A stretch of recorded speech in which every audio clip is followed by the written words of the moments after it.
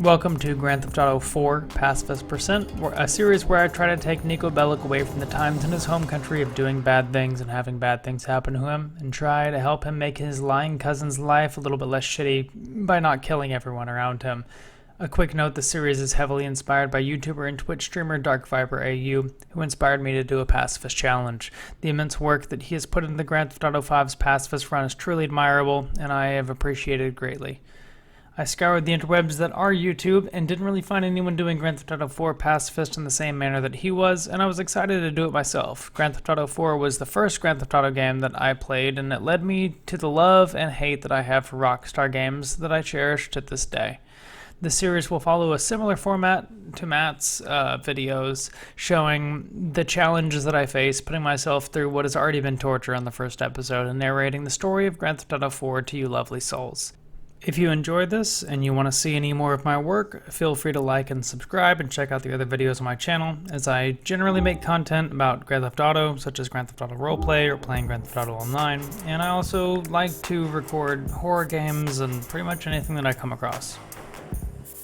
We start off the game with Nico arriving to Liberty City, most likely illegally on a boat, on which he is unfortunately not invited to a sex party, and the music is as loud as my intro since I can't seem to balance audio levels past the skill of a small child.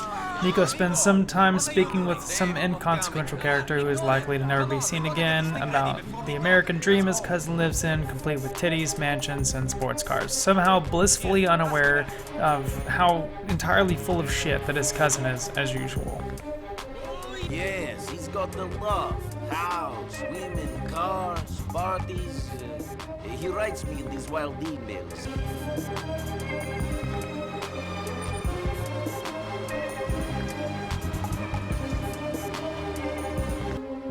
Nico gets off the boat looking like a scared puppy dog as Roman comes like a bat out of hell to pick him up, and of course, Nico comes to find that Roman's life is pretty shitty. So, you full of crap or what? What? Where's luxury condo? Where's sports car? Where's Barbara with big titties and Stephanie who sucks like a vacuum? What are you talking about? In your letters to my mother, in your letters to me, all I hear about is Mr. Big, Mr. Roman, living the American dream. Sports cars, condos, women, money, the beach, opportunity. I come here, and the only thing big about your life is the cockroaches. Having discovered that the only titties in Roman's life are in the form of posters on the wall, Nico regrets his life choices, probably wondering if that boat is left yet, and we're able to start wandering through the wonderful world of Grand Theft Auto 4. And with that, we got through the first mission, named The Cousins Bellic, without killing anyone, so it can only go downhill from here. In the spirit of pacifism, I ran all the way to the office of Roman's taxi business because punching someone in the face and stealing their car isn't very pacifist. There, we're able to start the mission It's Your Call, where Nico learns that in addition to being a liar, Roman is also a pushover and a self-proclaimed fat prick with a lot of gambling debts. Nico, this is Mallory, the beautiful girl I tell you about. See? Not everything I tell you is bullshit. I bet most of it was. Hey. I hope you're less full of shit than your cousin over here. Thank you. This is the woman that I'm going to marry. Whatever you say. I thought you were going to marry me, baby. Vlad. Hey, Vlad. Great. You're fucking crazy, man. You should lose a few pounds. Otherwise, this beautiful lady is going to leave. No, I'm a fat prick. What can I do? Pay you debts? I will do, man. We spoke of this. No, we didn't speak. You spoke. Then you say your phone out of batteries. You treat me like a bitch. Never. I treat you like an idiot, not a bitch, huh? In this mission, Nico is tasked for waiting for some Albanians and some shitty beige Willard who Roman, of course, owes debts to. Call me if some Albanians show up in some shitty beige Willard. Those are the guys I owe money to. Do not hurt them. I know what you're like, Nico Bellic. Now, why would I go and do something like that? Luckily, with this mission, I was just able to drive away and they stopped following me, making this mission pacifist approved as I didn't have to kill anybody. After driving like 200 feet away, I get a new mission along with a text from Roman saying that he needs some help because, to nobody's surprise, those loan sharks knew where his taxi business was and basically just went straight there. This starts us into the mission Three's a Crowd.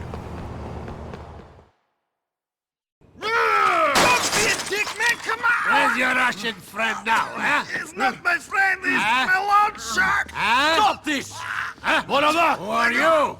Get out of here. What? Yes. My arm! What about you? Help me! Come on, Supak. Landor, help me! Get out of here now! And if you come back, I'll kill you. You understand?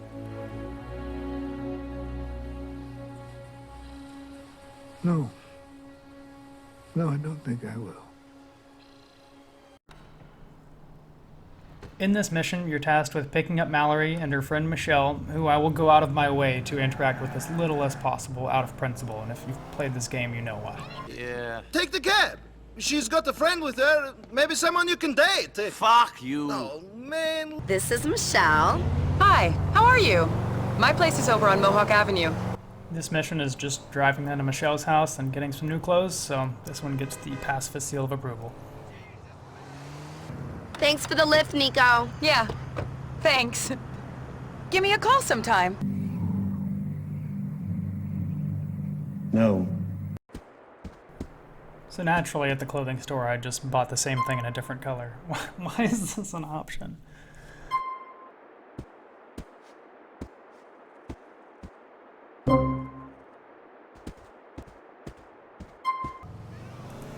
After that, we're headed to the mission Bleed Out, and this is where things got a little difficult, because we're supposed to beat up the Albanians for beating up Roman because I broke their boss's arm, though it honestly seems like a reasonable reaction on their part. Leo, Bleeder has me cornered in the court, under the L train on Firefly. What does he want? Oh, I can't think what he could possibly want, or why he'd be pissed off, can you? Come on, guys, let's be reasonable. Listen, Darden is a good friend of mine. It was a misunderstanding. Hey! Shit! There he is! Keep on Fat Boy here, and I'll talk to him! I was a little concerned that the second guy would kill Roman if I didn't take his attention off of him, so I was pleasantly surprised to find out that bumping into him actually made him aggro onto me. After that, I ran away and jumped on top of a car so they couldn't kill me, and I did what any reasonable person would do in this situation. I called the cops.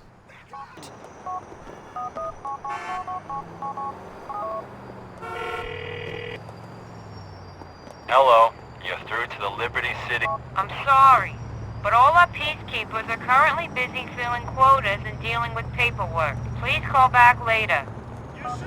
I then learned that the cops are useless.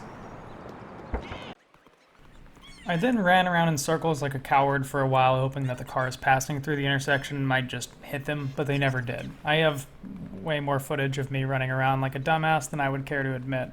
So at some point, I figured maybe the cars in the intersection were just moving too slowly to actually, hit them without stopping. So I tried to see how much further I could go, and I found out it was not far. Motherfuckers!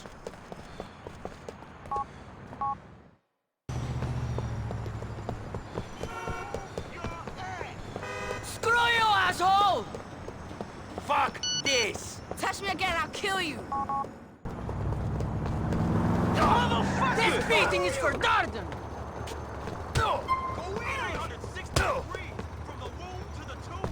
You're not going to beat me down, fool! Fuck this crap!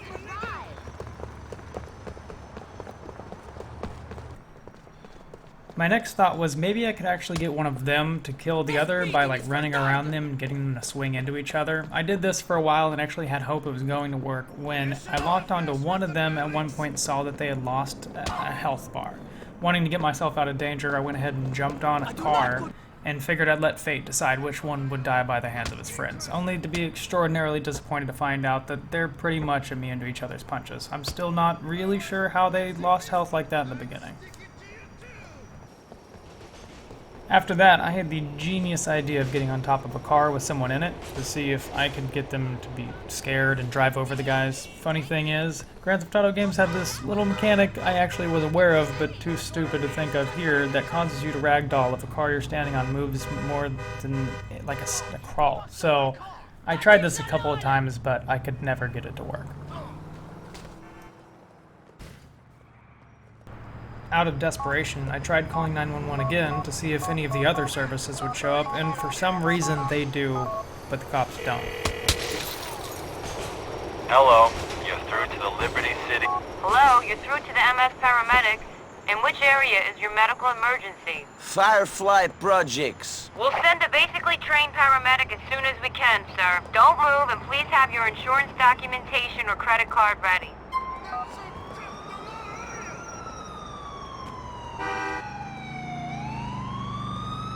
Screw you, asshole! The AI driving in this game, something else.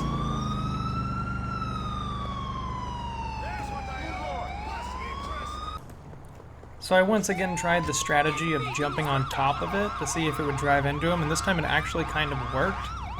But I couldn't get this to work very reliably. I actually tried this a couple of times. Sometimes they would get in front of it, and sometimes they wouldn't, and so it really didn't seem like a feasible option.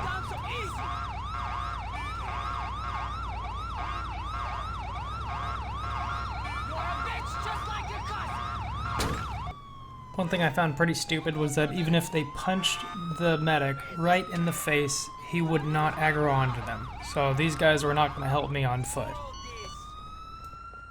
At one point, I was standing on a taxi and the driver just ran away, leaving his car in the middle of the street, so I thought that if I just stood on top of it, maybe the passing cars would deal with these guys.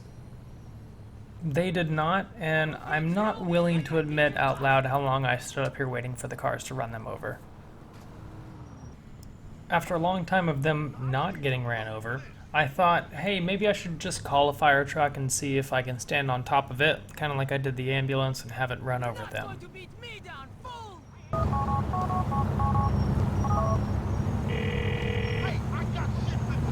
Hello. Hello, this is the FDLC. Where do you need assistance? Firefly Project.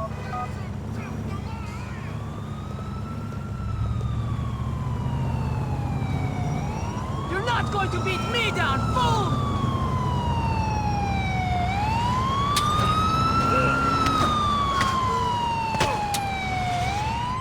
Where the hell's the fire? And to my immense surprise, the firefighters seemed to give absolutely no shits about running people down in the streets, and the assailants were dead. Luckily for us, Darden has the patience of God and stuck around the whole time, only running off after I picked up Roman for some reason, and then we gave chase. If one more of these gangsters tries to... Speaking of shitheads, here's Darden. Come on, my car is over there. Let's get him.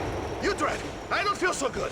After chasing Darden down, he bails out of his car and runs into a factory or something, where we're supposed to beat him up, which results in him falling out of a window. But that's not very pacifist, so I tried a few options. I will show the cutscene, though, of him falling out of the window, see what it's supposed to look like. You broke my arm already, man!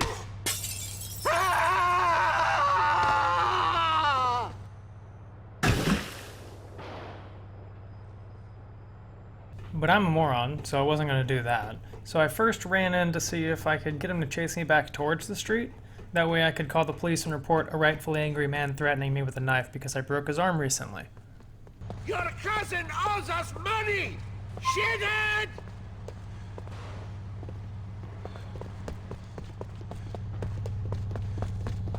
Motherfucker, stay away!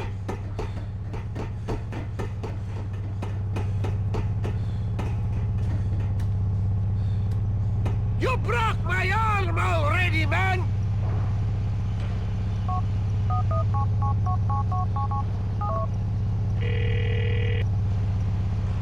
Hello, you're through to the Liberty City.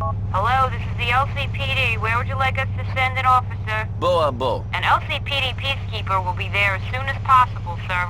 Stay the fuck away from me! What I came to find out through these interactions is that he doesn't go past that first flight of stairs. He won't go down below it, and the police officers don't give a shit about the man with the knife 50 feet over to the right. So they just kind of ignore it. Owes us money! Shithead!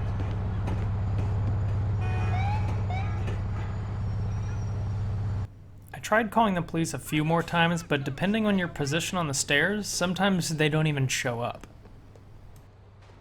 I even tried things like aggroing police officers in order to get them to try to like shoot at me, maybe like shoot Darden through me, you know? But they didn't really seem to give much of a shit if I was aggressive towards them. So my next idea was to heed Darden's advice and basically just stay the fuck away from him. So I tried leaving. Unfortunately, when you get to a certain distance away, it fails the mission because you're supposed to deal with Darden, right?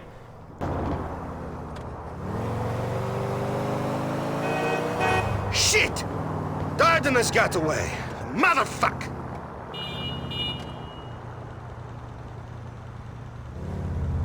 It was around this time that I discovered that checkpoints do not exist in Grand Theft Auto 4, like they do in Grand Theft Auto 5 partway through a mission.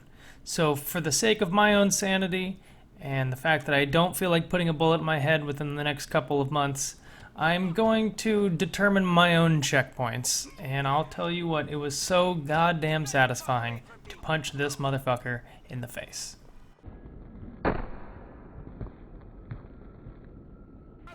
Getting back to Darden, I once again tried calling the police, and this is whenever I found out that once he's on that specific landing of those stairs, he was stuck there, so it gave me a chance to look around.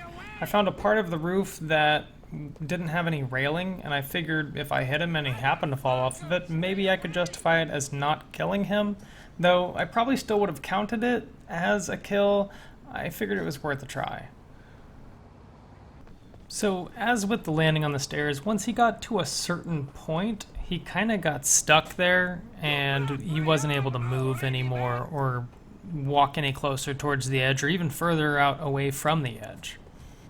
So, feeling like I had been defeated, I basically just decided, let's go ahead and just beat him up. Maybe he'll fall off the roof, maybe he won't, but I'm still going to count it as a kill. Your cousin owes us money!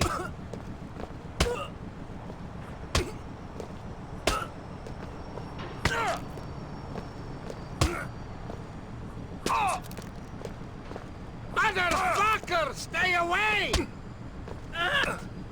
There's what we owe you, Darden.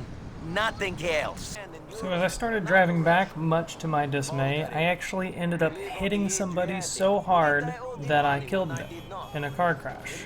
And I felt like, obviously, like the self-determined checkpoints, there was like one point where, in the beginning, where I fought the two guys, and then the second point where I chased Darden and killed Darden and then finished the mission. I hadn't finished the mission, so I felt like I had failed in this checkpoint to do it pacifistly, so I went back and did it again.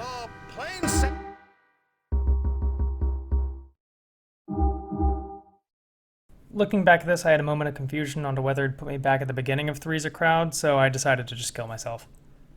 Right to the top for you and me. We will see if things are that simple.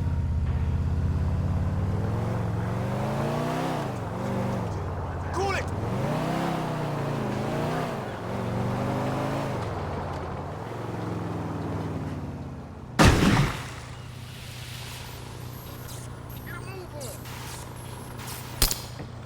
So once I finally got back to this point, I questioned whether or not just punching him away from the place where he'd fall out of the window would actually kill him, so I actually tried it. Darden is stopping. He's trying to get away on foot. Get out! Stay the fuck away from me!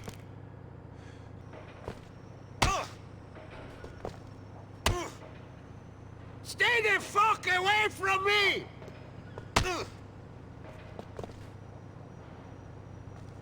Suck it up and stay down. There's what we owe you, Darden. Nothing else. So at this point I'm looking at him and I'm going, yep, okay, he's dead, I gotta add a kill to the charts. But then, as I started to sit there and watch him for a second, he got up, he was moving around, he fell back down, Even when he fell back down, he was still alive. So I don't really think this counts as killing somebody. He's not dead by the time that I walk away. And so with that, I was actually able to get through that mission without personally killing anybody. So this mission, Pacifist approved.